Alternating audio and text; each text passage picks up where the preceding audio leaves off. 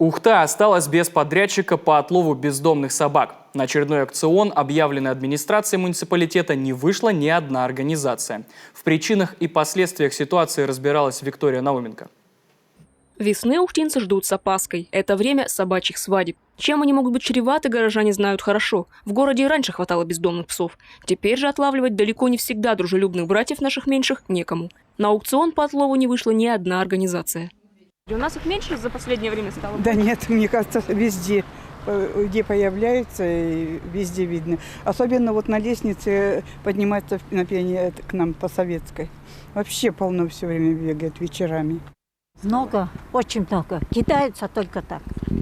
Отвратительная обстановка-то с собаками. Чипируется мало собак. Даже разговаривал с кинологической службой, говорит, не можем поймать. Целый день за одной собакой, говорит, ездим, и женщина ее прикармливает. Вообще пока сложновато. У меня даже ребенка покусали, 2 собаки. Поэтому хочется даже уже самому порой взять и начать бороться с такими собачками. Ранее отловом безнадзорных животных в Ухте занимался Добрый город. Фонд просто не стал принимать участие в очередном аукционе. Собак девать некуда, ловить нечем. А еще и проблема появилась с подкидышами. Только за последние 10 дней в Добрый город подкинули 21 щенка. Вот на днях произошел очередной ЧП-случай, когда женщина в сопровождении молодого человека, 2 женщины в сопровождении молодого человека, приехали в утренние часы, когда работники заняты кормлением, уборкой вольеров. И надеялись оказаться незамеченными, прошли в помещение для рабочих, оставили там 2 чемодана закрытых. Как оказалось, потом в этих чемоданах были щенки. Сотрудница приюта их увидела, стала задавать вопросы, в ответ полетела нецензурная лексика. Как говорят в приюте, в рамках последнего контракта отлов они выполнили, но теперь с огромным объемом работы не справляются. К тому же и обещанной поддержки со стороны городской администрации, с их слов, так и не увидели. Питание с детских садов, со школ, которые нам было обещано, отходы. Оказывается, все школы, сады отказались отходы предоставлять для приюта.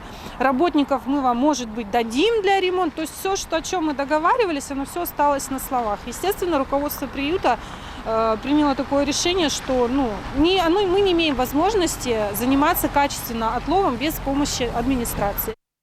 Управление ЖКХ, которое курирует этот вопрос, от интервью на камеру отказались, но заявили, что обещаний Доброму городу не давали. Более того, тоже имеют к фонду претензии. Информативных отчетов о работе в рамках предыдущих контрактов администрация так и не получила. Сейчас муниципалитет намерен обратиться за помощью во взаимодействии с подрядчиком к региональным властям.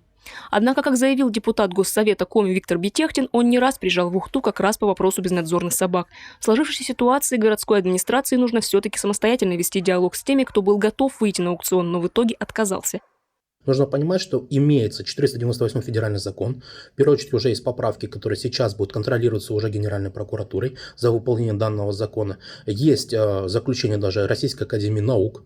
И все-таки нужно понимать, чтобы решить всю проблему, нужно просто выполнять свои обещания, которые администрация города Ухты дала и приюту, и Минсельхозу, и мне, как депутату Государственного совета, и главе. Но на самом деле из этих проблем не решено ничего. Сейчас руководство управления ЖКХ Ухты рассматривает вариант привлечь к отлову безнадзорных животных подрядчика из соседнего Сосногорска. Но и та организация на аукцион не вышла.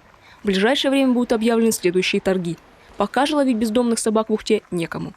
Виктория Науменко, Павел Лагутин, телеканал Юрган, Ухта.